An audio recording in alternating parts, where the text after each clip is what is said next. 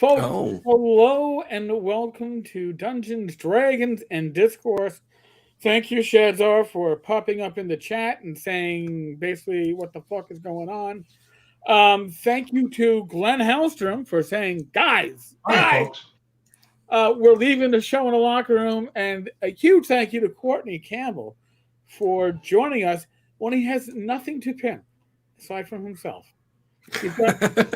He's got no releases coming up. That's something. no, I do have things coming out soon. There is stuff to pimp, Courtney. Yeah, I mean, like I'm working. I have Bestial Ecosystems, created by Monstrous Inhabitation, which is the end of the trilogy I did really? on Downtime and Domain, OD&D.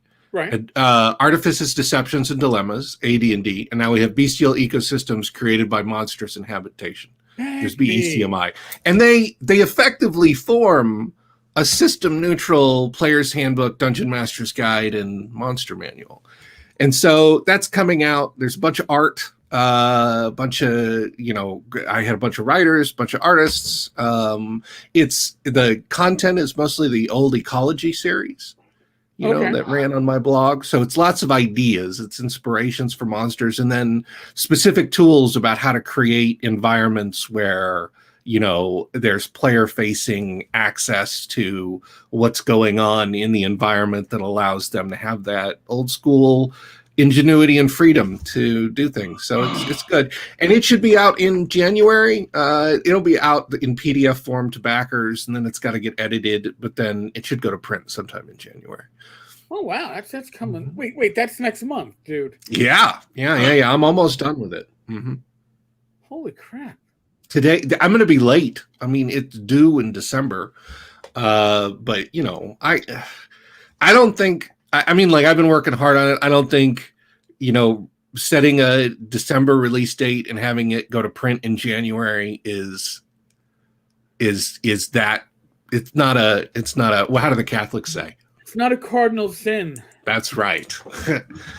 Venal? Is that the other one? Venal sin? Is that the venal? Yes, but now that was, it's not a cardinal sin. Okay, that's right. And trust me, back when I used to go to confession, which stopped well before I became a cop. It was always like, oh yeah, I curse and I do this. Now it's like, man, if I wasn't confessing my sins directly to God every night, I swear to God, the priest would be like, dude, just hit the checklist, just check everything off, give an estimate, and we'll come back to you at some later date. I mean, I know. I grew up Catholic too, and it's like going to confession was always a pain. Okay, do I have my list of sins I want to confess, even though I didn't do them? Yeah, okay, fine. I don't want to confess the real sins to another human being. I want to confess them directly to God. I don't. Yes, like when you're 15. Yes, I touched myself in a manner that was pleasing. Is that a sin? Yeah, that is. Yes. Oh my goodness! It's not a cardinal sin, but it is a sin. Catholics, yes. Yeah. I mean, I guess my parents raised me Lutheran. I don't have a really strong religious background, and yeah, go ahead. It's just hard to tell them apart, really, which branch and what they think is right and wrong. And well, yeah, but I also deal with, like, I'm in Oklahoma, so I deal with Baptists and stuff too. So well, I'm Arkansas. That's like Catholicism with a lot of shouting. Yeah. Did you guys get that storm we were having today? Nope. Oh yeah, it was raining like another planet. Really? It looked like the surface of Venus outside. I was like, oh my goodness.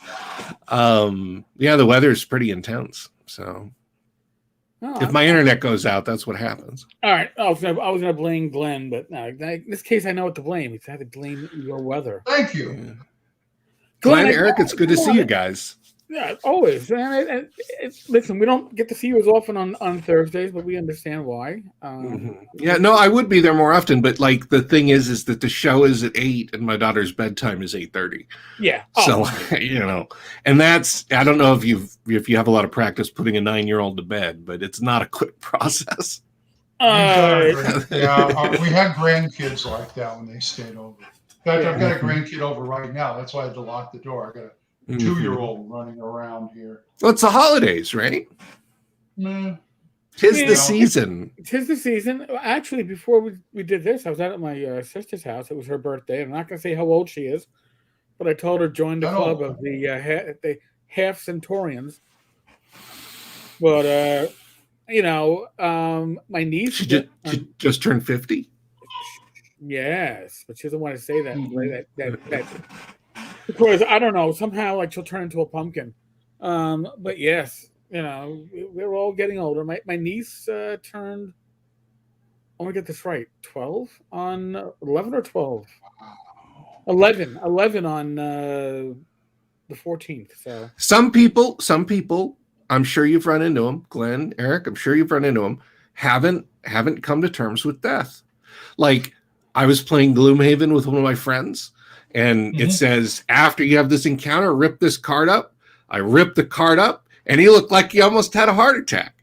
Nothing lasts forever, right? Sooner or later, you gotta just. I think you gotta accept that. Come to terms with it. Well, I mean, and honestly, last spring of 2020, when I had my congestive heart failure, before I went in for my procedure to have the 3 stents put in, and I was like, well, I've already been on an operating table where where my surgeon went, oh shit, where the hell is it? When it came to my port plastic going into my jugular.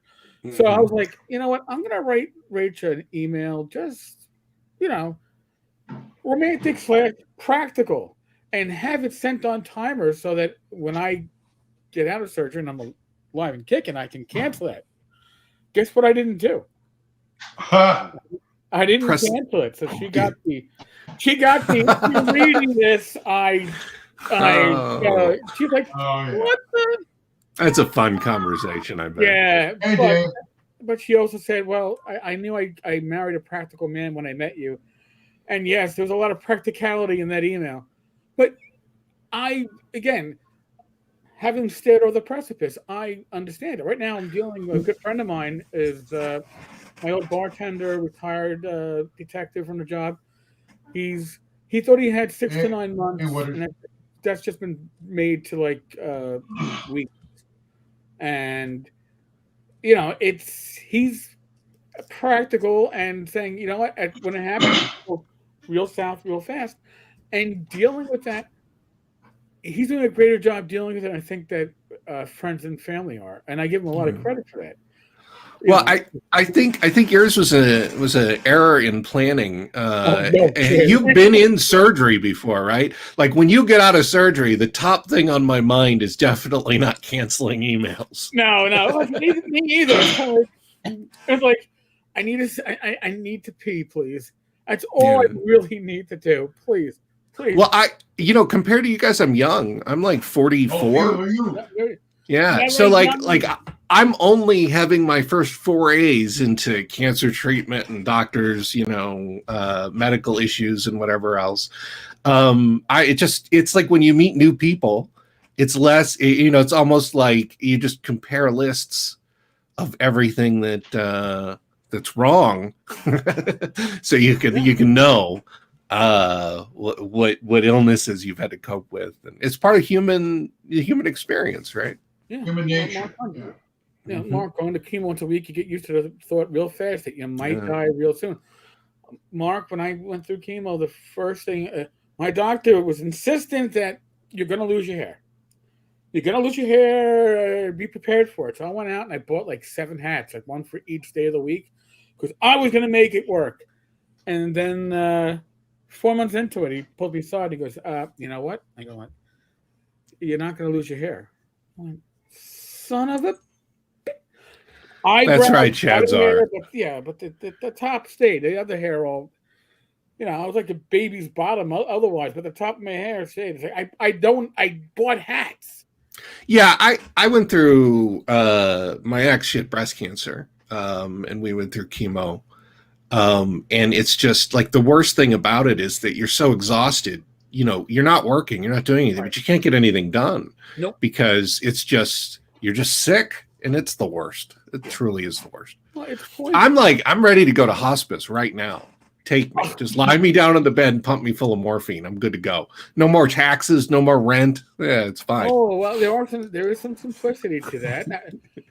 That would, oh my God, Courtney, that would mean no more drama in the hobby. You'd be bored. What would you do with all that? I am, like I worked night shift a lot when I was in the medical field, and so I'm kind of a gossip. Like you can't work night shift without being an incorrigible gossip. So I like it. I like the scuttlebutt and the rumors or whatever. Well, my last 6 months was working the overnight, and I thought. I thought we gossiped at the time. No. The midnight gossips a lot because they're talking about people they never see. Yeah. It's like the daytime people, you see them, they come in. All right, they got a sign in front of me. All right, and then goodbye. And it's like, all right, I'm out. And it's like, hey, did you see so-and-so? Yeah. I put on like 15 pounds in the last 2 weeks. I'll make you a bet. He's probably got the big C. Next thing you know, the guy's like, people think I got cancer. Where'd this come from? Because everybody in the midnights is talking about it like it's true. That's right. Because, we do that. But we brought Courtney in not because he's got stuff to pimp, although he said not to praise Caesar. Not to praise Caesar. And that was the worst. You had the lawyer, Bill. What's his name? John the lawyer. No, we looked at the websites. He looked at the old blogs. Oh. He pulled up my blog, and the first sentence he read had a spelling error, and I'm like, "Oh my god, that is exactly like I've written like 200, 300,000 words of the blog. He finds like one thing where I've made a spelling error. It was so embarrassing." But come on, listen. Yeah. Right? That's why I have an editor. But your blog is not going through editing. Your blog is almost channeling what's in your mind. You put it out on paper. If you're orange screen, if you're like me, you do what is that damn program that Grammarly? You do Grammarly to catch the major things. You do a single proofread through it, and you put it up. And guess what? Mm-hmm. You've probably got at least one or two typos or words that are spelled right but are not the right word that you're trying to put in there. When I had a blog, I put something up and then open it 5 times to correct typos. Yeah. Go, I did it the morning up. Yeah. I mean, people would write in and say you didn't use this word right. You go back and you'd fix it. Right. I think I'm a better writer today than I was because I put in the time. Like when I look back at my old stuff, like it's not nearly as good as I feel the content I produce now, and it becomes easier too. Like you become faster. I'm doing some work for hire stuff, and it doesn't take super long just because I have that experience. But if I hadn't done it, you can't get better without practice, right? Right. And that's the thing. You're putting up a blog. It is not there for publication. Before you publish it, if it's going to be published, you're going to revise it. You're going to have an editor look at it. You're going to have a proofreader. Maybe even your layout artist is going to come back and say, "Hey, I noticed you. Maybe this could be phrased better." I'm usually my layout artist. That ain't going to happen. But other eyes will look at it. There have been blog posts like if I do a really serious blog post, when I say serious, I mean stuff that's I spend 2 hours writing and it's ready to go, and I'm like, it's going to have impact. I call Rach over and I go, Rach, I know you have no idea what any of this shit's about, which is great. It's perfect because she can identify errors. You want to write so that anybody can understand what you're talking about, even if they're not in your in-group or in-circle. Right. And I think that was one of the reasons why my blog was fairly popular because, I would introduce the jargon and not just drop it on them. Speaking of things that I have coming out, did you ever get that Lamentations post up? No, because I have, in a deadly fashion, from the last round of Lamentations books. I have a book in there. It's a murder mystery in Seville, and it's illustrated by Richard Longmore, and it's awesome. And if you can afford €40 shipping, and 17 euros for the book. It can be yours. He's there's a bunch of copies coming to the American store. And that's what I'm about to say. Isn't there also, doesn't he also have an American distributor for this? You don't get I don't know, whatever it was, the bookends or whatever he was including on the British stuff. But I will admit, no, I have not. Well, due to what happened, and I have the post, not even halfway written. I have the post header, and I've got the first paragraph. It's like, so I'm ready to do this. I have it. And then, there is like airborne stupidity going on in the hobby. And airborne stupidity is kind of like, well, oh my goodness. Yeah, it drives clicks, right? And you're fundamentally a news source, which wants to do the hot topics. But like the new release set from Raggy is can we swear on here? No, we can say whatever the fuck you want. It's fucking amazing. Like there is a book. Nobody else but me cursed. There is a book with 666 magic missile spells.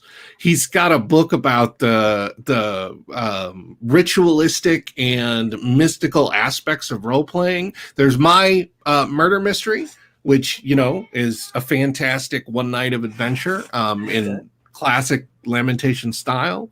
There's giant statues of penises and corrupt priests and all kinds of fun stuff in there. Well, that is a Lamentation. If it doesn't have penises, it isn't Lamentation. There's only a few people in here, so really, I was like, Raggy was like, well, I don't know about any of these, and I was like, well, what can I pitch Raggy that he'll like? And I'm gonna take the dumbest monster ever created for D&D and pitch him an adventure about it.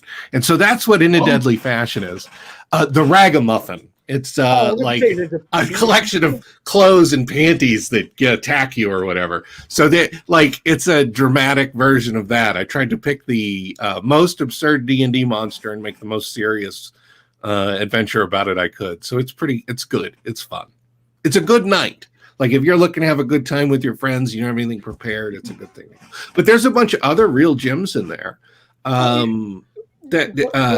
Stuff is physically it's always top line. Top notch. It's beautiful. It's a gorgeous book. There's no reason for like a 64-page book to be hardcover and full color. No. And it just is with these beautiful end pages and everything else. It's pretty wonderful. Who does he think he is? Northwind Adventures? Oh, well, no, Northwind Adventures is like 1,000. Oh, no, it's just a rule book. Sorry. I guess the adventures are a little bit shorter than that, but. Yeah, but they're all beautiful. I told you this last night that Jeff Delaney is supposed to be releasing the PDFs of 3rd edition Hyperborea this weekend. Yeah. To backers. He renamed that, right? Like it's just Hyperborea now. Yeah. Yeah, he said. Yeah, I think that was probably a good move. I think it rolls off the tongue better. I'm currently working on a little project, and we're doing some name brainstorming. It's hard. Oh, God. Come up with something that's resonant, and I don't think it's hard if you're just trying to publish your own thing. But I'm trying to make a living at this, so I want some level of broad appeal. So you really got to workshop that stuff. It's pretty difficult. Well, now, and that's something that you just touched on, and I think we can touch on a little bit. I mean, I know literally, I can count on if I was Frodo, maybe I got to take away a ring finger, right? Maybe I know 4 people in this hobby that don't work for TSR, that don't work for Paizo, that are freelancers and are making a living off this hobby, and you are one of them. And that's honestly, you are kind of like the exception that proves the rule, because I tend to say, if you're going to enter this hobby, you should be entering it where it's like, well, I have a real job, or my wife has a real job. Oh yeah, this is full time for me for sure. It's like when I tried to be an actor. You better have a job on top of it. Right. So now, Courtney, obviously you didn't just jump into this hobby 2 feet and have a full-time career out of this, right? No, it took 10 years before I earned my first dollar. Really? Well, I mean, I started the blog in 2008, and then On the NPC was the first thing I released, which is an expansion of the reaction rules to allow DMs to objectively like too much about NPC interrogation is Magical Tea Party. And I don't like it. I don't like, well, did we convince him? Does he give up the information for the torture? I don't like that kind of stuff. So I just wrote some mechanical guidelines on how to handle it objectively, where you can set things up and then the player skill, they make choices about how to interact. And then that taps in like their choices. It's got like, if you're familiar with the old Arabian Nights game, there's some grids in there where they make an action and it might have a bonus or a penalty. It sounds pretty complicated, but it's really very straightforward and simple. And then games. Do what? Who's the publisher of the old Arabian? Yeah, it might be Avalon Hill. It's an adventure game. You travel around on a map of Arabia and you've got to collect treasures or whatever. And there's a big book of like events, and the events have different options. Like we have an event. Are you going to be stealthy or are you going to be attacking? You pick one and it sends you to another page number in the thing and it tells you the outcome based on your character card or whatever. Okay. And so I use that kind of like the inspiration for it. And when I published that, like I didn't realize, I didn't realize any of this at the time. Like it's made a lot of money since, but like the first month or so it was released, it made like $1,000. And nice. I felt, if I knew what I knew now, I would have gone full time in public way sooner. I didn't think I would be successful, but it's been okay. It helps if you're a minimalist, and it helps if you don't have a lot of social needs. It does take a lot of time. Oh, I'm sure. It's interesting what you say about NPC reactions. You're probably right, but everything I've GM'd, it's all role play, and it never comes down to. To be clear, it doesn't remove that at all.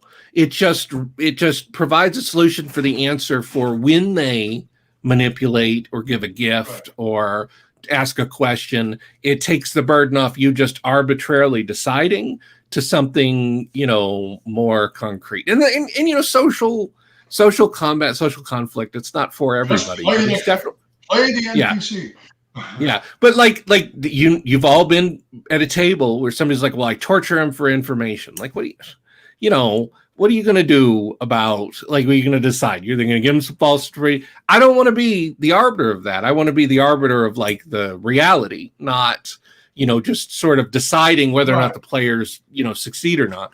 So I made it more neutral, I think. Okay. To me, it should be mostly all role playing. Maybe a role comes in by the GM at the end of it. That's what it is. It's structure for that. Like, okay. So I mean, if we're I'd love to talk about it because you guys can go buy it. When you have that first initial reaction roll, it determines friendly or hostile or whatever. So the number on the die is the number of actions, behaviors, interactions you can have before the other person fucks off and says, well, I'm done with this. And so it kind of sets a limit. So if you roll high and they're friendly, they'll sit there and listen to you for a long time. And then depending on their personality and like what the players know about the person, they can do whatever they normally do. And the DM has categories for like what they're doing falls into, and it affects they'll roll for whatever they did, and it'll affect their future responses. So it's very and for like, I'm not saying you should do this for every Jim, Bob, and Harry, but there are important NPCs where you just well, does he tell me the secret or not? And you just, what are you going to decide? So like you're right. Well, like for instance, it's a taste thing, right? Like it's and so that's a tool for people who like to have that little bit more of objectivity. Yeah, because like say when I run a gangbusters game and they're playing cops and they got to sweat a perp, and it's like, oh, that must grind the game to a halt. No, it doesn't. Right. Well, there's tropes for that, right? Yeah. Like there's tropes for the, when you get the guy, he's like, where is he gonna be? And he's like, I was down at the docks, let me go. Like there's. They even had a big light they put on me as the NPC. It was good. Mark should know about that. He's got the roughing up table. He has a chart for that. He also has So- a symbol chart in the Song of Ice and Fire role-playing game too. So I didn't think about it. It was helpful because my wife at the time was pregnant, and I was like, well, that's an extra nice bit of cash, whatever. And I had talked with I had talked with Bill Webb about getting Alchemy published, which is finally out. I don't know if you guys have seen this. Look away. Frog God Tome of Alchemy. This is my book. I wrote it. Yeah, Necromancer Games. It's under the Necromancer Games label. But we finally got this published. It was in development hell for like 7 years, but it's out now, and it's one of the most beautiful books. I mean, you saw it with the leather and the embossed cover, and there's a more traditional cover here, So, Nice. yeah. I'm pretty excited about the whole thing. It's really nice to see your name in print, but the real money is in doing your own stuff, right? Because you're not paying the middleman. You're not paying expenses that you don't have to pay otherwise. By the way, folks, if you want to support Courtney, his Patreon is listed on the screen right now. Oh, thanks. Yeah. If you go to Patreon, you search for hack and slash, all one word. Let's go patreon.com/hack and slash / hack and slash, whatever. Well, all my stuff that I publish myself is up there. It's like they all get free copies. Like there's PDFs of all the mega dungeons and everything. And I don't do the thing where it's only up monthly. If somebody wants to dip in and pay $1 and just grab all my stuff and go out, that's a thing that happens. But I'm not worried about it because if they read it and use it, they're going to like it and come back for other stuff, And at least they're getting it from me instead of like a pirate site. So if you're interested in some of my self-published stuff, it's all on there. Well, that's where you should go. Because, I mean, again, that's what it is right there. Z-Man Games. But before that, I think it was West End Games. It's old. I think it was originally published in the 60s. Well, West End published a version, and they also published a Star Trek game just the same way. It was a whole game. I actually had it. I don't think I ever played it. Did you know that the Star Trek role-playing game takes place in a different universe with different legal rights than the Star Trek television series? Prime Directive is the name of the Star Trek role-playing game. Yes, and it takes place in the new movie universe, not the old movie universe. I mean, but like it only considers the animated cartoon season and the first season of Star Trek. Oh, those really? are the only things they have the license to. Oh, so it doesn't have like first original series season. So it doesn't have access to any of like the later stuff. And so it's a completely different universe than modern Star Trek canon. So that's super interesting. Modern Star Trek canon, they'll add it if they ever get the rights. Well, modern Star Trek canon, from what I understand, is weird because the license for oh God, what is the train wreck that's going on right now? The first season was not too bad. Second season was not too good, and that third season I couldn't even stomach. Discovery. Discovery. I like Discovery. I'm a fan. The first season was actually pretty good. The second season, but you're right. The second season is definitely weak. But I like the third season. Okay, I mean it's not as strong as I couldn't even motivate myself to watch the third season after the second season. I just like the 32nd century. That's my thing. I like being that far in the future. It's new, right? So I'm excited about that part of it for sure. Well, now, but here's the thing. Remember the episode, and I believe it was the first season, where they go back to an original series episode with the creatures with the big mind, and it's like, wait a second. We're doing this flashback kind of scene. At the same time, nothing in this series looked anything like what we're seeing on this screen. They do the nod, right? Yeah. Well, Pike comes in and he's like, "I want all these visual communicators ripped out as soon as possible." So I get it, and I'm a fan. I think that they really tried to stay true to like the lore and stuff. They did a lot of effort while still trying to do their own thing. You don't have to like it. Like Right. there's, whatever, different strokes for different folks. I mean, Picard, I'm not a fan of Picard at all. No, Picard, I think I made it. Rachel and I tried watching it, and she was all excited because she liked Next Generation. Yeah, so did I. We got about like 5 episodes in, and she's like, no, we don't need to watch the next episode. No, yeah, the characterization of Picard is like assassination. Yeah, like I'm very unhappy with the whole thing, so I just don't watch it. Like people can like things that I don't like. Right. I mean, so we walked away from it, and then she'll go every once in a while. Hey, Greyhawk Gardner, I'm specifically talking about Prime Directive. Yeah. I believe Starfleet Battles takes place in the same rights universe as Starfleet Battles, but I'm not 100% sure because I've only played Prime Directive, not Starfleet Battles. I was a Mech Warrior player, so. Prime Directive, yeah, and actually, they did a GURPS Prime Directive too. Yeah. Which, it's interesting. And then of course there is the one that Goblinoid Games picked up the license for. Oh God, what was that? Wasn't Prime Directive? It's one that is Star Trek with literally all the serial numbers scraped off or rearranged, but it's Star Ace. No, not Star Ace. This is one that they reprinted as the original series, original system, and then they also did a D20 version. What it says, Starships and Spacemen. Yes, there you go. Thank you, Glenn. Thank you. Is that sort of like the what was the sci-fi project that was based on White Box that was basically Star Wars? Oh no, that's White Star. Star, that's what it is. And that's from James Bond. Now, what's interesting about James Bond? He's a good friend of mine. He does good work, right? Like he's working. He's a friend of ours. He did he got signed on to do the what is it, the Middle Earth game that's getting rebooted, the One Ring second edition.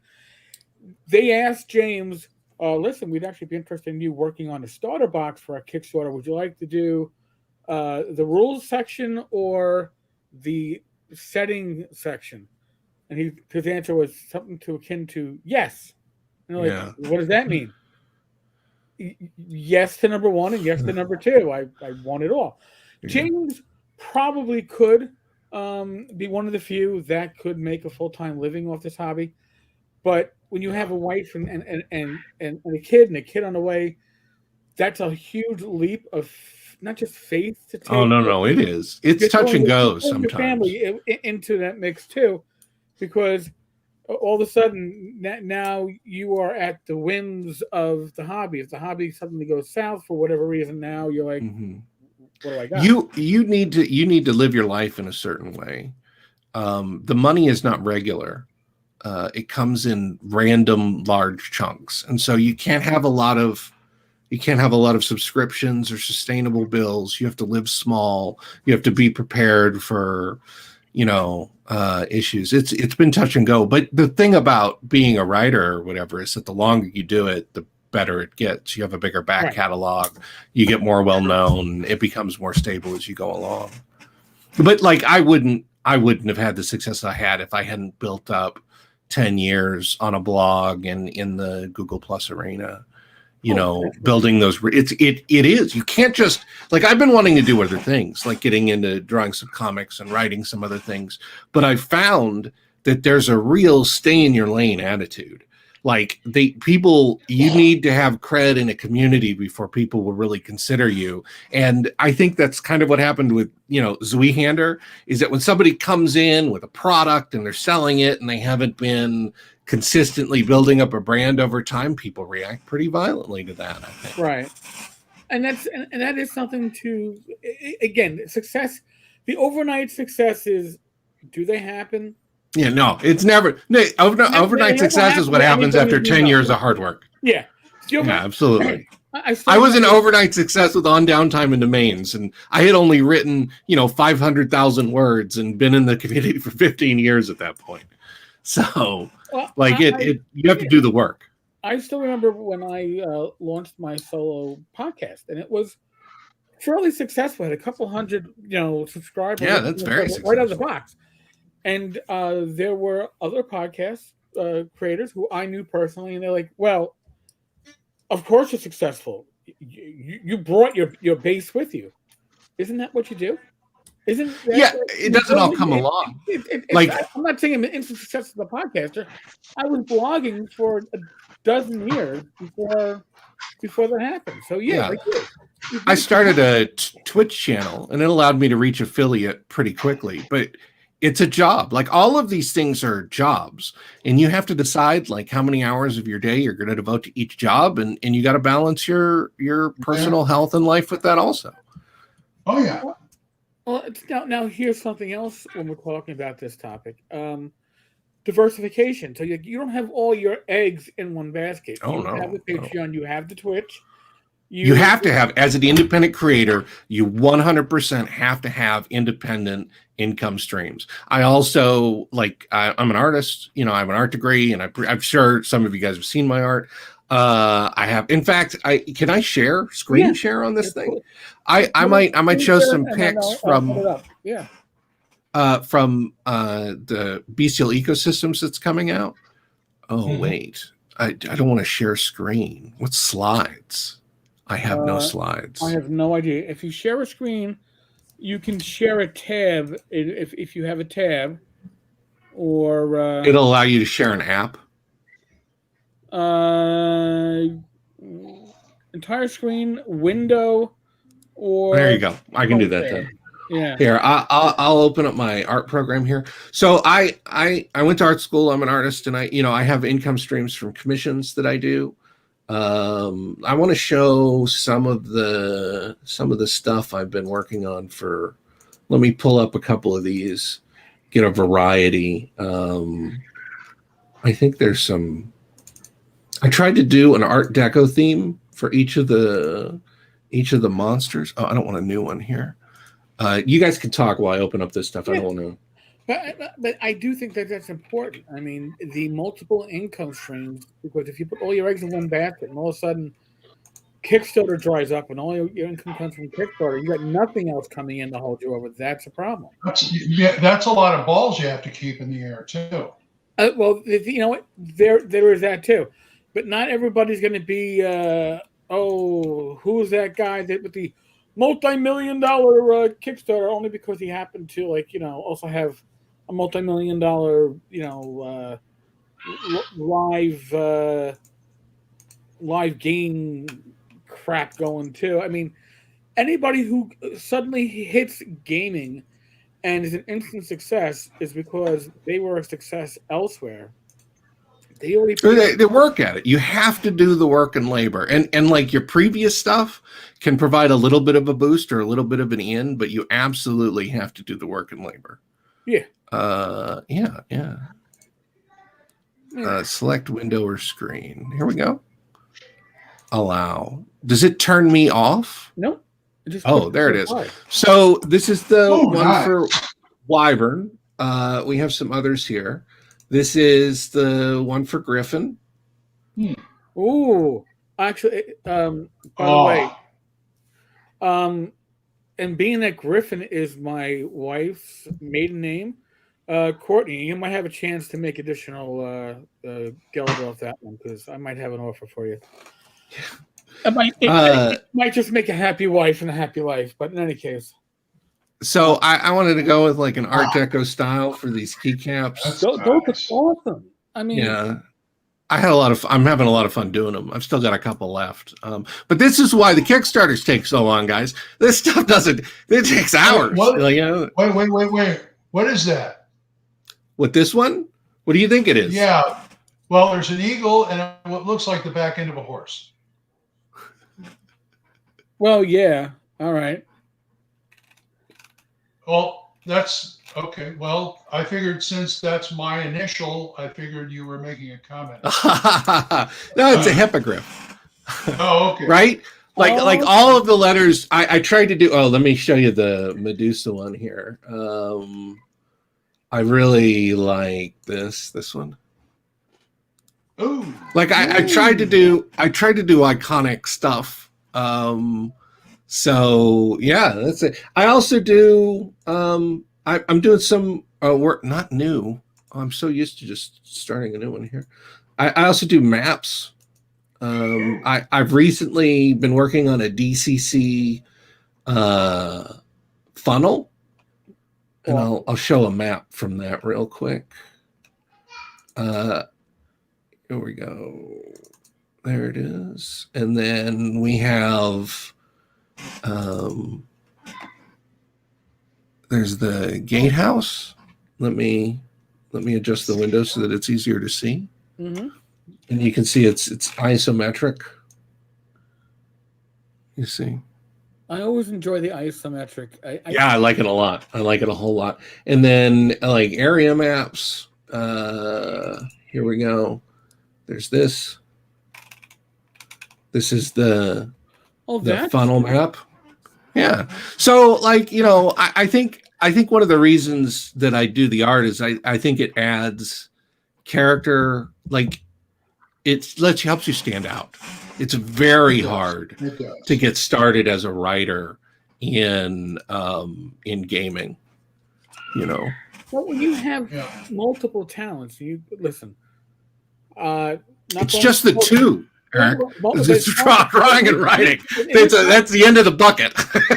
In this hobby, if you are a talented and skilled writer, and listen, there are a lot of good writers that can do above average work. You are extremely talented and skilled. So not only do you have the natural ability, but you've refined it with actually doing the work. So years and years and years of work. Like college for art, and then spending decades writing like it. And I'm still learning. It's always an evolution and a process. Every new thing I do feels like the best thing I've done, and I hope it continues that way until the brain eater gets me. Because I've got Glen. Glen's an excellent artist. I look at your stuff. I mean, your both of your wheelhouses are different when it comes to what you're doing, but you both do an amazing job with it. I can't draw for shit. I think I can still draw the battle. It's just practice. It's just a skill. You can learn it like anything else. Well, my parents both do oil painting. They are that was what my degree was in, as a matter of fact, was oil painting. In the case of my father, he went to high school. He did mechanical drafting and engineering in high school. He did some of it in college and just left it behind and worked for a New York phone company. Took a equivalent of like a private company, but like a civil service job. Then when he retired, I was like, why don't you take up drawing or painting? And or maybe not surprisingly enough, he had an affinity for it because of what he had done 40, 50 years prior. I have tried. Knowing your limitations, the written word I can do. It's time, Eric. How much time are you willing to put into learning how to draw? I don't really think I have at this age. I don't think I have the time or the patience. I don't have the ability. Here's what I don't have. I don't have. You do have to have a certain nature, right? You have to be the kind of person who can sit for 6 hours and work on the same thing and not be distracted. Like, it's very natural for me. Like, when I was in school, I was always head down and drawing. And so just drawing on this while I'm listening to a lecture on YouTube is totally right in where I'm comfortable. And now here's the thing, that at least in my case, I went through chemo, went through radiation, and I was told before I went through chemo, like, the whole thing's chemo brain. And I was told, you may find that after chemo, your abilities or some of your nature when it comes to certain stuff might change. I used to read at least a book a week. I used to go through like 60 books a year. Science fiction, fantasy, crime, whatever. I was reading books. And I was not creative for shit. Didn't write anything. Afterwards, I could write. I could put together blog posts or short stories or something like that.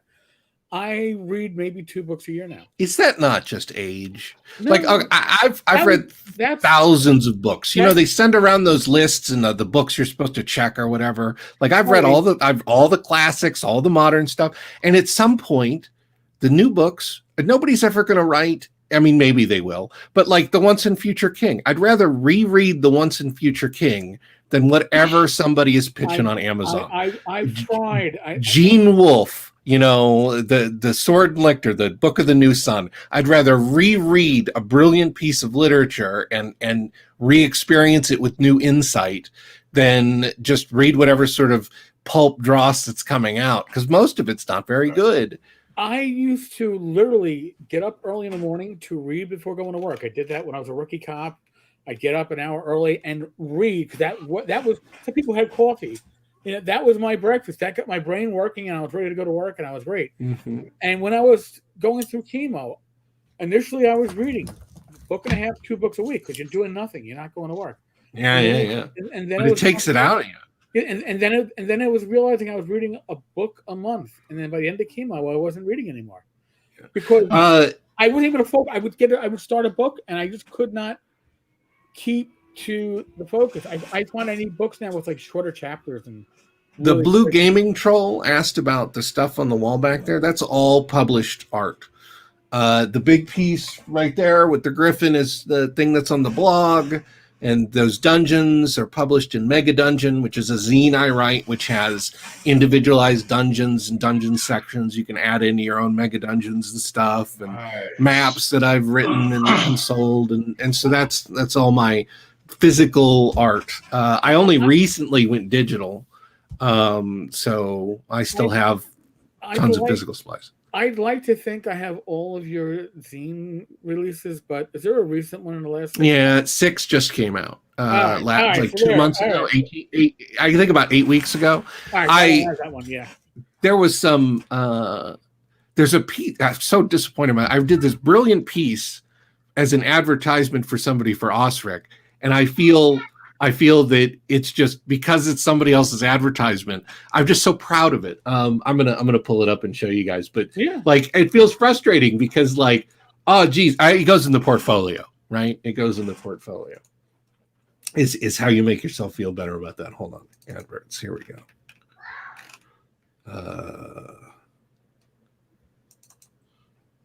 No, I gotta find it. You guys. Oh, here it is. Here it is. Here we go. There we go. There we go. Let me share it. How do we share here? So like this turned into Clip Studio Paint. There we go. This turned into I sell advertisement in the back of the Mazine for local creators, and they hired me to create this image for the Osric ad, and I'm just so proud of it. There's a question mark on the guy's body. You see it? No, like from his hand on his head, the black makes a question mark there, and then the little thing there, because he's like the thing is the ad was like, Osric makes it simple, don't spend a lot of time messing around with stuff, and I'm just so proud of that. And there's so few chances to display it because it's just an ad for some random thing.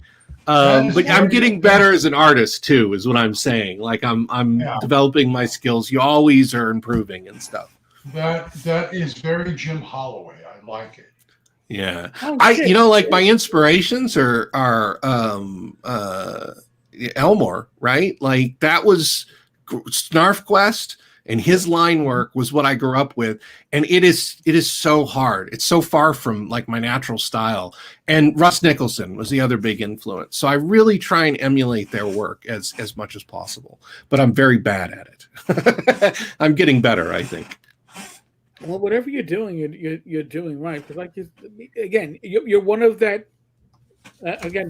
Missing my ring finger, and this is not trying to be a double sign, by the way, folks. It's just how many people I know in this hobby that might really be able to make this their main source of income or their sole source of income. It's not just the money; it's the lifestyle choice.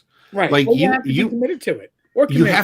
You have to isolate. If you're going to make money writing and drawing, that's not social.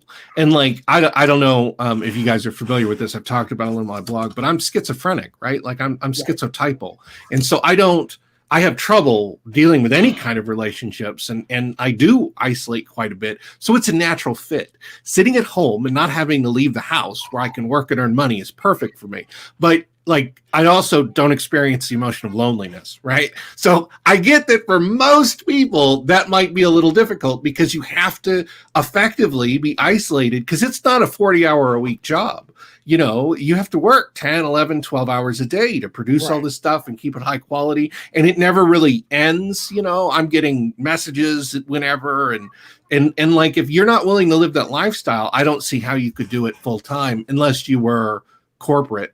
And I don't know anybody that wants to. I wouldn't. I don't want to say anything negative. I'm not super happy with the corporate products that get produced. Personally, they're not things I would want to make. So, you know, that's another sacrifice if you want to do that, right? Well, here's the thing too. Once you go to a certain size of company, once you get away from the ones that are, let's be honest, a guy in a garage. Right. Well, even listen, Goodman Games. Joe is highly involved in everything that's done there. Frog Guy Games. Bill Webb is a gamer first. He's a publisher second. He is. Games.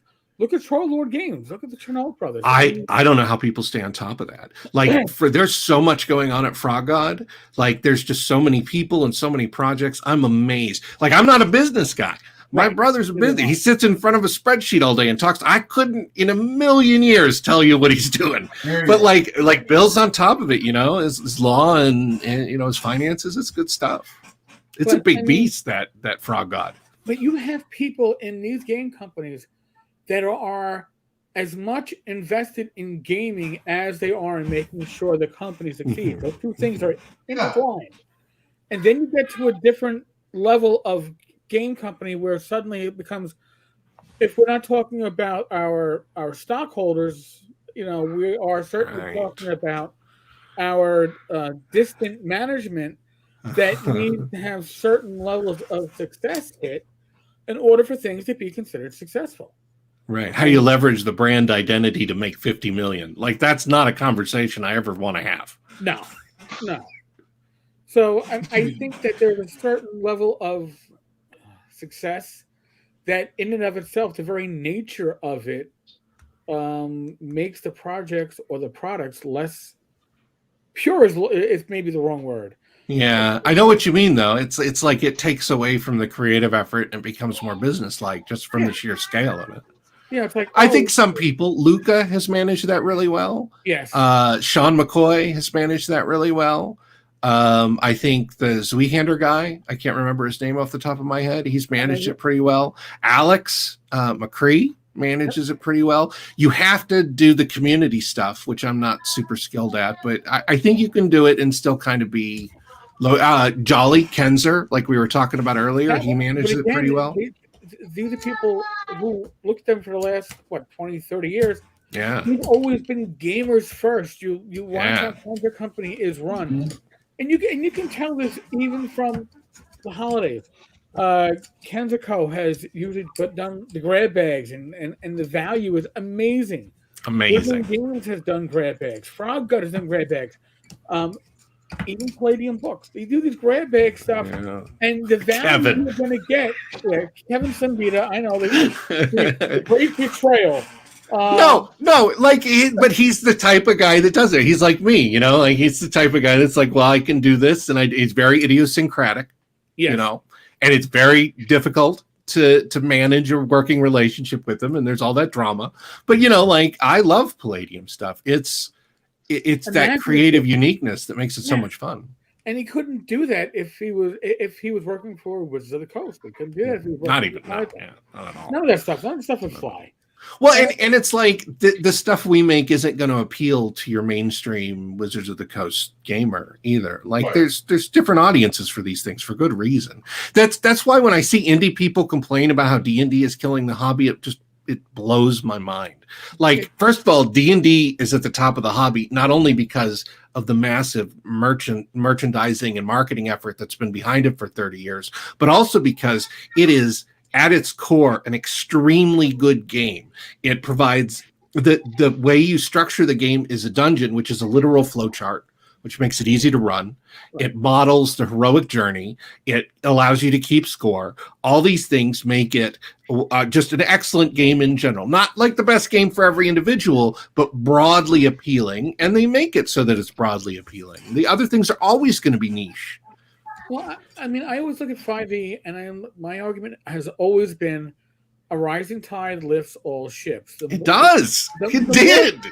The more 5e adds to our hobby, the more the OSR and independent publishers and everybody else is going to get, even if their percentage of the pie doesn't. Yes, the pie that's gets right. bigger because it does. It did. Couldn't have done this 20 years ago. No. Right? Like, just not only because of the internet not being around and self-publishing and everything, but also D&D is a household name. Like, my daughter and her friends talk about D&D on the playground, and they're friggin' 9. You know, like it's something cool that older kids do. It's a phenomenon. Well, always has been. My daddy writes for D&D. Well, you know, Glenn, you say that, but you know, 5th edition is far more popular than they've sold far more than any other edition, right? Like, it's bigger than the 80s craze. It's bigger than 3E. Like, it is mainstream. Yeah. Yeah, but I'm saying, like, you know, the older kids. Well, yeah, that's usually the gateway, right? The great gateway drug right there. Oh, this older kid does it. My older brother plays it. Wow. Yeah. And it's hard to play with your kids. I've been playing with Elizabeth, my daughter, you know, and it's the best. Let me tell you, you wait for it your whole life. And sometimes it doesn't take with some people, right? But I'm very lucky that she just, like, a fish to water. She loves it. See, my niece Shannon, she loves the idea of Dungeons and Dragons. She thinks it's awesome, and right now she's going through all the Harry Potter books with her father, and they're reading through it. And I'm sure by the time she gets done with it, she's going to be ready to pick up the Swords and Wizardry Light that she thought I wrote for her when she was almost 6, and now she's turned 11, and she's like, "You wrote this for me. Why did I write that for you?" Because you can teach me to read 4 pages, and then I can play D&D. And that's the mindset that you want from the generation. Oh, yeah. I don't care. I didn't make her read a rule book. I handed her some dice, and I said, roll these. And now you're here. What are you doing? You just let them have fun, you know? And that's the whole thing. It is. I told the story. I inadvertently ran Swords and Wizardry for 5e players because the 5e DM got snowed out at GaryCon one year, and I had to step up, and I can't run 5e. I knew the scenario, but I knew it for Swords and Wizardry. And hey, here's some Swords and Wizardry Light, and if you're not comfortable with this, I understand. No harm, no foul. One guy walked away. One guy walking by stepped up. I had a full table, and you know what? Long story short, half that table, 4 of those players, went back to the Frog Gut booth either immediately after the game or the next morning to pick up the Swords and Wizardry rules. Yeah, absolutely. It's like, wow, we can play role-playing games and not have to worry about a book yay thick. I can get a book. Well, we all know the stigma that was attached to it for years and years and years, especially like if Glenn, you're in the Oklahoma, like we're in the middle of the Bible Belt, it was satanic. Like I remember playing and people would complain to like church people. I heard about it. I missed the whole thing because I'm from California. Oh yeah, no, it was very bad. Like people, I'm sure it was. Yeah, like, but like now, it's completely different. Like it's totally mainstream. When I was teaching my ex D&D, she didn't know what it was, and she's like, "Hey, wait a second, this is just math. This isn't about dragons. This is about arithmetic." And I was like, well, a little bit, you know? Yeah. Look on YouTube. One of the guys who's doing gaming videos, is a guy called the Dungeon Minister, who's a priest. Yeah. Now it's like I said, it's fully mainstreamed. Yeah. It's as mainstream as any other form of entertainment. And the numbers show that, right? Like it does big business. So, I mean, I am friends with a Catholic priest that was a huge gamer, but he was a kid and still stayed into gaming, even into the priesthood. He's our age. He's in his 50s. And it surprised me because my experience with Catholicism and D&D was my mother's aunt, my great aunt Norma, Sister Camilla, full black habit, didn't believe in Vatican II, still wore the white coif in the middle of like 100-degree heat, coming into my bedroom when I was downstairs in the air-conditioned living room. My parents were in the Poconos, and going through all my D&D stuff, and then calling my parents up the next morning to tell them I was a Satan worshiper because Here's the secret. Yeah. There's no Satan worship in D&D. I give my mother a lot of credit. My mother's whole thing was it's Norma's only now. there for another. Norma's only there for another week. She goes, "You got other games like Traveler and stuff. Just play that until she's gone." You know. And well, they got another word for Satan. They got another word for it now. It's called woke. Oh, I thought it was Beatzal or oh God, what do they call it? What's woke for, Glenn? What is it? Yeah, instead of satanic panic, it's woke. It is pretty woke to the point where, like, you guys know about the current This Week 5e drama. Yeah. Right? You've heard about that, the errata. Like, it blows my, like, here's the thing that I just can't wrap my head around. in D&D, evil is objective. It's a purple goo. There's a plane where the purple goo comes from. You can look and see it. You can hit it with a stick. Like evil is objective. It's not like a subjective thing like in the real world. It's like a literal, malleable, testable, perceivable force. I think that just changes some of the rules. Like, I don't, if evil is a palpable detector, I mean, of course it raises questions if it were real, but it's not. It's pulp fantasy, right? Like, you can detect it, you can banish it, you can embrace it, gain power, and it blows my mind that I understand the concerns.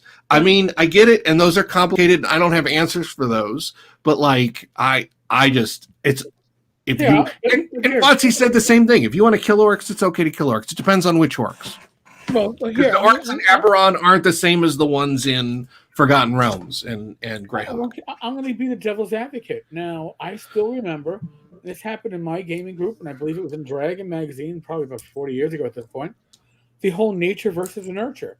You're the paladin. You come across. Oh, I do remember those discussions. I do. You've killed the orc tribe. All that's left is the orc babies. What do you do with the orc babies? And the discussion is, do you kill the babies because they're innately evil, or can nurture overcome their nature? Well, it depends on the setting, right? Well, it depends on your DM, too. It's idiosyncratic. So your individual campaign decides, the setting decides. Right. So this conversation that we're having now, and people go, well, back in the day, all these gamers were whatever ist you want to throw on them. We had these conversations back then. Yeah, absolutely. It's the same. It's the same shit, different day. Yeah. It absolutely is. And it wasn't like there was a clear consensus back then either. 1981 quadratic wizard linear fighter. Same argument. Yeah. Wizard's weak, but he gets more powerful. In fact, I would say, if anything, the conversations have improved. Like when I don't know if you know this, but in the early 80s, the RPGA denied any sort of homosexual representation or characters in their games. They made it would be disbarred. You wouldn't be allowed to do it.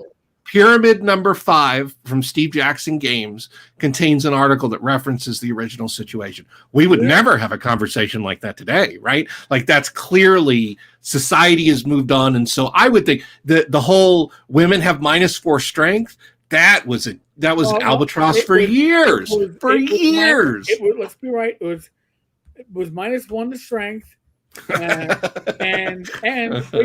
they couldn't have better than 1850 exceptional strength, right? Yeah. The funniest rule I found when I was in the RPGA is they forbid anybody to play chaotic neutral because too many players were using an excuse to kill everybody. Yeah, to do anything they want. Like I think the conversation has improved. I know that people complain about the disclaimer and that Lanas is using it to farm Outrage for cash from rubes.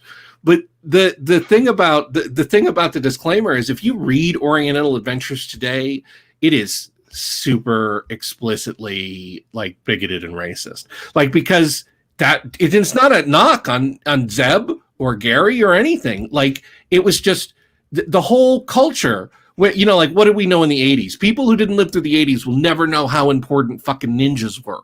Like, we talked about ninjas every goddamn day in the 80s, and people I owned throwing stars. Right? Shurikens, absolutely.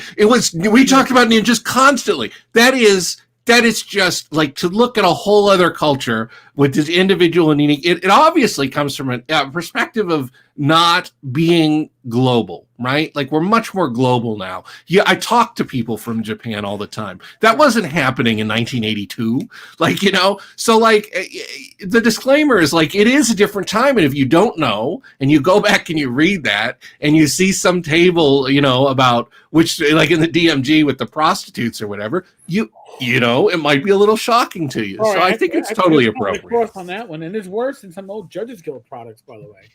Well, they're less popular, so they're great. Like, the Judges Guild products are definitely the type of thing you aspire to create. But yeah, absolutely.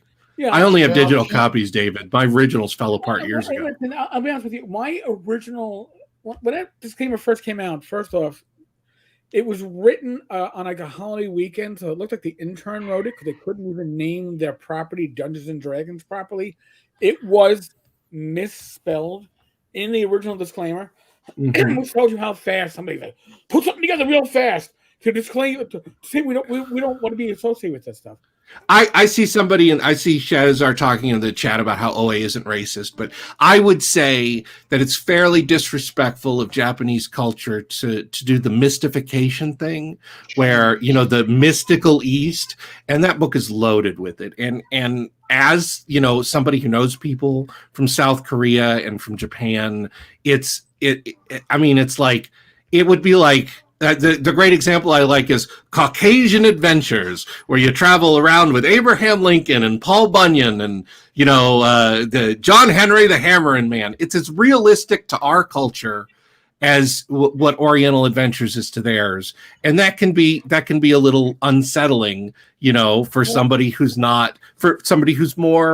provincial, more worldly. Well, I'm not trying to make a case to piss somebody off. I'm just saying that there are issues in the original work. Right? I think the thing is this, again, this is prior to the internet, where now you can go on, you can research almost any topic and instantly have accurate and inaccurate information about whatever you want to research. Back then, I want to do a book about Oriental Adventures. What do I have? I have the 4:30 movie of martial arts movies coming out of Hong Kong, and that's what they were trying to emulate. The 5 elements. That's exactly it. So that was their source material. It wasn't necessarily sure, Shadzar. You're absolutely right, Shadzar. I don't have any say in her beliefs. I just, in my personal experience, there are some things in there that are dated. Like, I wouldn't want, if I were Asian, I wouldn't want somebody thinking that the ninja movie, The 5 Elements, is an accurate representation of my culture. It would be like, it's kind of a caricature, and it's a caricature based on, like some pretty old tropes. We were talking earlier, it's the same discussions today. You see the same sort of conspiracy theories that people have been spouting for the last 2,000 years, right? Like, it's just a new coat of paint. Right. It's the same thing, new coat of paint. So I think it's a society we want to move beyond that to like sort of more realistic, more equitable treatment for everybody. Personally, for me, I would have a better feeling about the disclaimer if they actually put it on the products that had issues and not put it on everything that was. They just sort of without like 3.5 absolutely blanket statement. Right. We have it on everything. That is honest, and I understand why they initially did that, because they were like, "Oh, we got to put a disclaimer up, and it doesn't matter what the product is. Something somewhere is going to offend somebody. So let's get that shit out there and let's preempt it." There's a reason why the disclaimer isn't actually in the products; it's only on the sales page on one bookshelf. But at least be a little bit more surgical in your application to it, because otherwise you get people like NASA who use it for fundraising, because there's no way he can get it taken out. By the way, no. Absolutely. I like his whole thing. Like we were talking earlier, he'd do a year's worth of work to avoid a week's worth of labor. Yeah. Sounds about right. Honestly, everybody here has either written something or drawn art for a product. Okay, at the very least. Okay, Lanasa has his children's book that his daughter wrote it. He has a Star Frontiers book that apparently 2 copies were published. Nobody saw the inside of. It was shown on video to kind of protect the cover. Yeah. And I'm going to repeat something here. I think we're at 5 days now. In 5 days, if there's no statement of use, Star Frontiers is an unclaimed trademark again. That's what happened when Fred Hicks tried to pick it up for Evil Hat. That's the same stage where suddenly they get, well, maybe we really don't want to work with this. So, Lanasa, if you're serious, you got 5 days. That's one hell of a poke of the bear. 5 days to public domain? Wow. No, not public. No, 5 days before the trademark reverts back to an unclaimed status. Oh, okay. And even at unclaimed, since it's been in use by Wizards of the Coast has common law rights to it. So it's going to be interesting to see how that plays out. The thing that blows my mind, first of all, if I start a Kickstarter, you know what the first thing you get after you back the Kickstarter is a PDF of the thing you're backing. Like, it may not be edited, it may not have art, but you get the whole text. Why doesn't he just make something instead of talking about stuff? Like, just make a product. Nobody, like, the whole thing. It's just, you can write a book and make $50K. Do it. Like, you don't have to do all this other stuff. You could just write something. Make an ash can RPG. Yeah. Basically. I mean, it isn't that hard.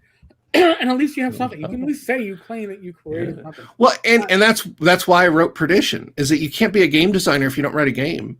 The first thing you need to do is to make a product. Like, if you don't have a product, then shut up, right? Like, what basis do you have for saying anything? Like, make something. And just for your own sake, make something you love, whether other people love it or not. Sorry. No. Head up. Listen, you're the only one at that point. Alex Cameron said the same thing. Why are we having this whole thing when all you need to do is publish something? He's had these trademarks, or before he relinquished most of them, he applied for them last fall. Why has nothing been published? It's all been about. I never played the original Star Frontiers. How big was the book? 128 or 64? I think it was 264-page books, if I recall correctly. It's in my 254-page books, right? Like, you can do that. You can do that in a month. You could push that text out. Just write the damn book and sell the book and shut up about everything else, and you'll do fine. You stick Ernie's name on it, it'll sell like gangbusters. But, like, why not do that, right? Why not? I don't understand. And it doesn't have to be called Star Frontiers. Call it whatever you want. Earning his name on it would sell it. Star Borders. Star Raiders, whatever. Anything. Yeah. I'm doing a clone coming up here soon for a game. And, like, we're doing the naming thing now. That's what you have to do. You have to come up with a name. You can't use the original name. It's copyrighted. Come up with your own stuff. Look what Tim's the Goblinoid did. They took Chill and calls it Crypt World. Right. Name. Well, or Zweehander. Zweehander, in my mind, is a much more playable version of Warhammer 2nd Edition fantasy roleplay. But he didn't call it Warhammer, and it's just as successful. Like, people play Zweehander, right? Like, it's true to the spirit of the original with the multiple classes and the gritty setting, And I know people had a problem with, like, the way that he marketed it, but that doesn't have anything to do with the quality of the game itself. I tell you, Eric, I was talking with I have some role-playing people here in town that I work with sometimes. The problem with Perdition is I love it, but it's very unpopular. Like, the things in that book are not broadly appealing. It's got no setting information except through mechanics. It's about characters adventuring in hell, and it has psionics. Those 3 things tap nearly every gamer in the world out. So I think we're just going to have to learn to live with Perdition 1 until I'm independently wealthy enough to do our revision. I mean, I feel you. It's just not a winner. Like it's not going to, like I could kickstart it and make, I don't know. I would think that I could kickstart it and make 8 to 12K, but that's not worth the time to do a project that large. It'd have to be more successful. Thanks, man. I'm very proud of it, but again, like I'm telling you, this is not a broad appeal to that, I think. I'm answering Eric I'm sorry. I talk over everybody. I feel like I'm running Glenn over. He hasn't said anything. That's all right. You make good points. We knew what we were doing with this channel. We knew. You are a bundle of energy. You are also very much I don't say emotional, but you're empathic with the gaming community, and you're very intense. You're invested in it. Yes. All right, you can say intense. Intense. That's it. Listen, I've heard that word used in reference to me before. I'm excitable. But we knew coming into it. That's what we wanted. We wanted Courtney. We didn't want fake Courtney, because fake Courtney would be boring as fuck. No, I don't think there is a fake Courtney. I don't think I could do that. Time. I'm sure there's a fake Courtney out there. I'm sure there's going to be a fake Courtney. Because there's already a fake Michael for TSR. Man, fake Michael? Yeah. So Michael Havermel, their PR guy, and now I think the creative director.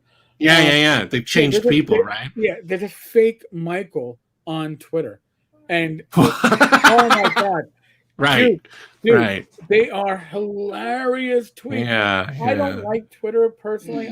No, it's terrible. I'm on there because of work, but it's I'm on there. Like, I share out my posts on my cast, but my God. If you were to stand in a room where every human being in the world could hear you, and you gave the most milquetoast opinion, the coldest take in the world, there'd still be 1 million people who disagree with you. Twitter fundamentally seems like a bad idea, because the only people it's going to show your tweet to are the people who will react to it. They don't care what the reaction is. They care that it's vigorous. It literally seems like a designed circle of hell to me. But I don't have to like everything. People are allowed to like what they want. Well, as we three of us discussed before we actually logged in and started doing this stream, all three of us probably have different political opinions, different opinions. Oh, radically. Yes. On social issues. However, not even close. We're so far apart. But there's something that we do share, and that's respect for each other. So we can have conversations. And I can have a conversation with Courtney over politics, and you know what? Neither one of us would devolve into cursing. And I'll guarantee you this: Courtney is a smart guy. He might actually convince me that some of my opinions might be a little, maybe you need to move it a few notches to the left. And I might be able to move him a notch or two to the right on maybe one or two, but it's because we'll listen to each other. Well, I think a couple of things. I think people in general are very concerned about the thoughts of the in-group. Right. And as somebody who's schizotypal, I have absolutely no concern with the in-group. Like I'm never going to match any club that will have me isn't a club that I want to be a member of, And so I think there's that, and that drives a lot of behavior. They're seeking to form their identity and get a sense of belonging and safety from the in-group. And then secondly, a lot of these people are ideologically possessed. Morality is not transitive. I had so many people who were so upset that I hired Alex to do $250 worth of writing on my book, right? But the thing is that, first of all, he was the perfect person to write the vehicle section. He's exactly the guy I wanted to do it. The other thing is that morality isn't transitive. I was in mental health for 20 years. Every day I worked with murderers and rapists and Nazis. If your definition of failing a purity test is having worked with somebody or interacting with somebody who believes differently than you do or believes something immoral, well, then I'm never going to meet anybody's standard. So this really has more to do with them, engaged in discourse that's performative for their in-group. I can't do anything about that. I'm certainly not going to change my life or radically alter myself because of that type of pressure. Not because of anything other than I don't care. You can out me. I'm never going to fit in. So I'm not really worried about it at all. And it's not for me, like I think many of the ideas of the people I work with are absolutely reprehensible, but I got to eat. I got to feed my daughter. I got to pay child support, like those things. And I'm doing something I love and I'm producing high quality stuff. And there's nobody, if I listen to, I think the far left part of the OSR, I don't know who that it would be okay for me to work for. Couldn't work with Raggy, couldn't work with Bill, couldn't work with Watsy, couldn't work with Paizo. Who is it? Who is the pristine person that's pure enough for me to work for? I don't think that person fucking exists. So what am I supposed to do? The name, but no. You can, because I don't have a lot of insight in it. I think if you expect people to work full time in a field, everybody is flawed. Everybody is deeply flawed. We're all human. Yeah. So I'm not interested in, I'm not anybody's judge. I didn't judge the Nazis I worked with. I didn't judge the rapists I work with. I provided mental health services for them because they're struggling. None of those people were the way they were because their lives worked out well. It was all systemic and pre-existing factors. Somebody doesn't grow up to be a hateful bigot because they, have a lot of money and we're all sort of, had a happy childhood. They're hurting inside and it all ends up being lashing out. And there's organic causes too, right? There's just physical manifestations. One of the reasons the way I am is my hypothalamus is smaller than the average person, right? It's just not as large. That's part of the illness. And it's the same thing with a lot of these people. There's organic problems. The people who have rage problems, they have issues with personal space and interpreting it, And when you work with these people and you realize that they're miserable, they're struggling. So, I don't want to hate anybody. I just want to, we all have to live together on the planet. Be cool. That's all I have to say to everybody. I don't know. Isn't that bumper sticker that says coexist? I mean, yeah, absolutely, with all the different religious symbols. Yeah. And I'm an atheist. I don't care whatever. I don't know that I'm an atheist. I just know that I'm not into traditional religion or whatever. But the thing is that none of the people who buy my stuff have to think or believe a single thing I do. I don't spend my days making the world worse. Functionally what I'm doing is I'm trying to produce something in this world. I'm trying to make as low an impact as possible. But the fact is that if you really want to look at it, nobody can stem the tide of everything that's going wrong individually, right? How much responsibility can take? You're going to go live carbon neutral in the middle of the woods? Who doesn't own a cell phone? Anybody who complains to me about this stuff that owns a cell phone, I just stop listening to, because you know what happens over in Foxconn?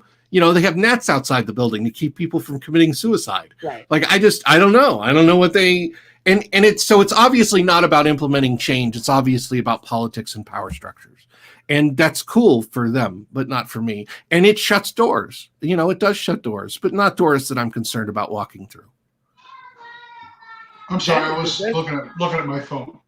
That was probably the best take on this whole moral drama that's playing out within gaming. There's arguments against it.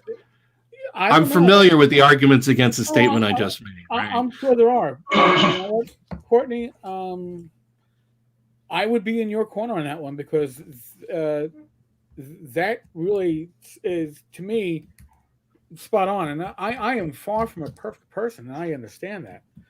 And I think part of life is accepting your imperfections and moving on from there. But you really.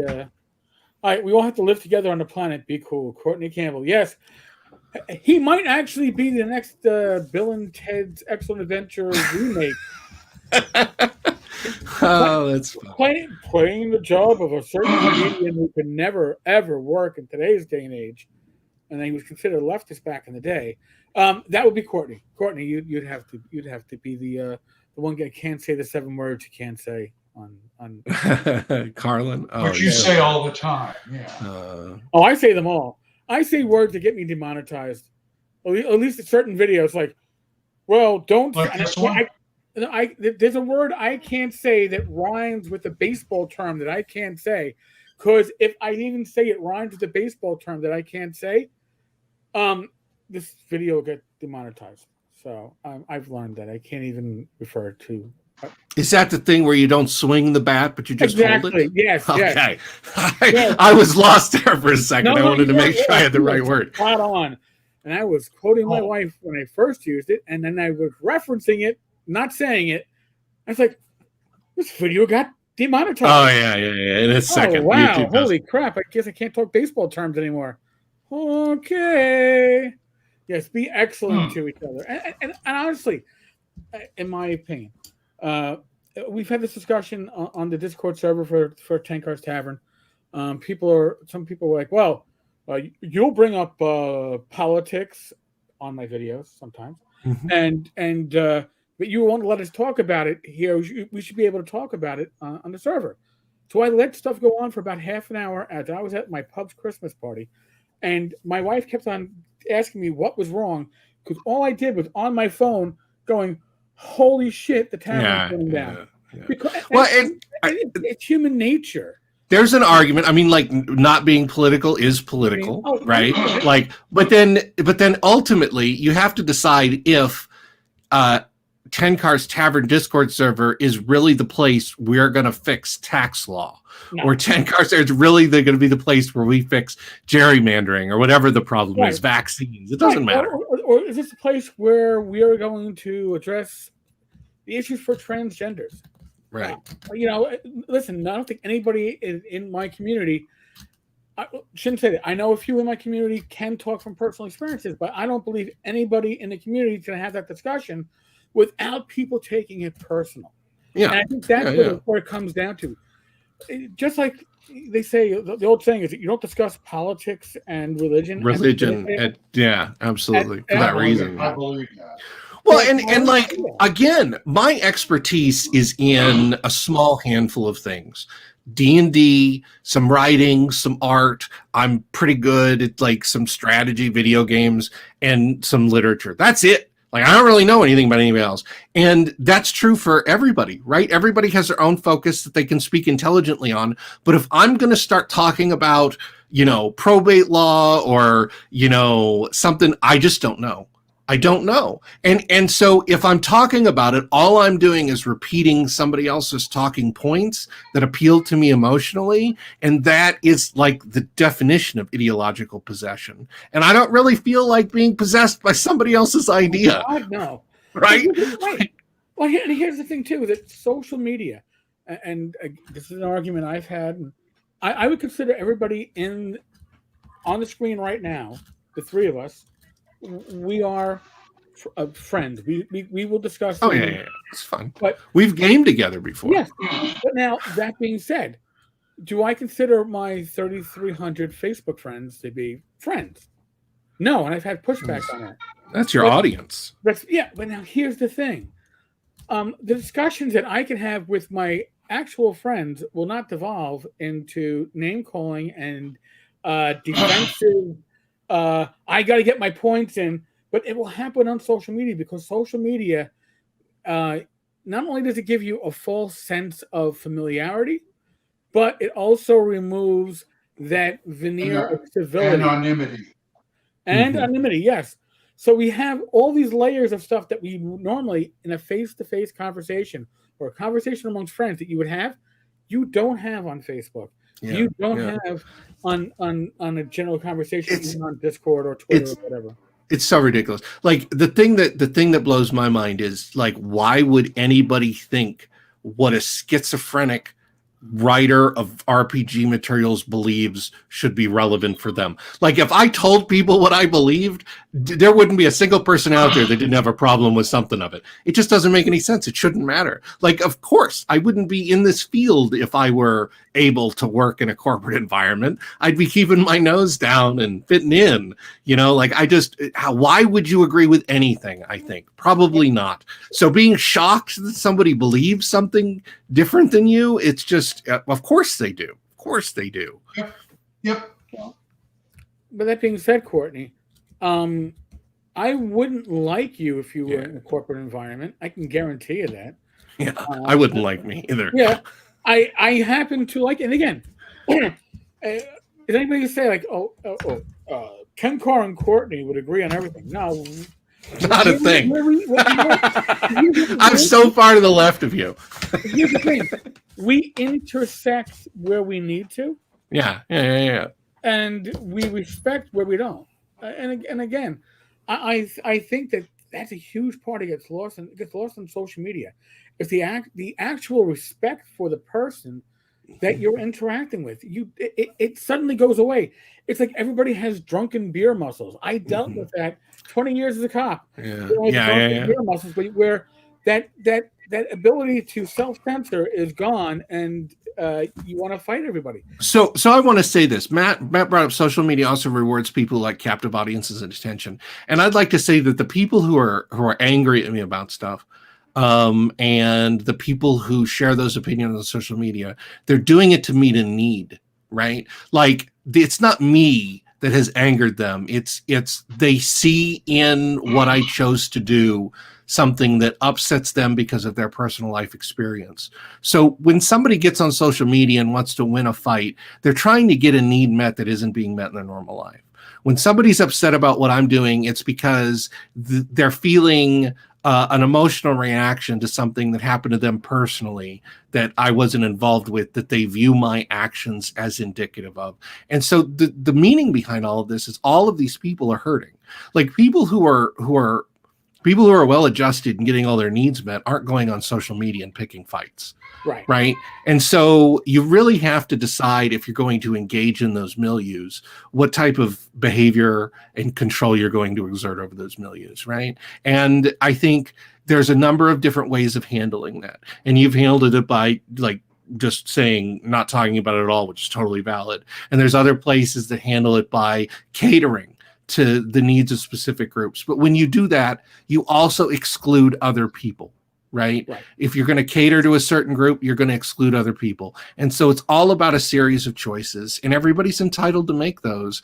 And I don't have a problem with any of it, other than people getting upset that other people aren't making the same decisions that they are. And I want to be clear here. I'm not giving a pass on anything that is obviously heinously a crime. We're having this discussion, right? But I worked in mental health for years.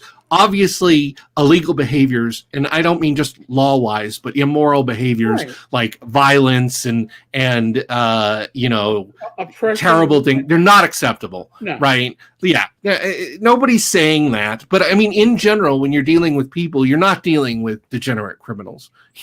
You're dealing with, like, human beings, and that is, I want to clear that up. That's a joke. Like, I honestly believe, through all my work I've done with disadvantaged people and people who have committed crimes, it comes from the environment that they're in and the opportunities that they had. I see a lot of systemic causes.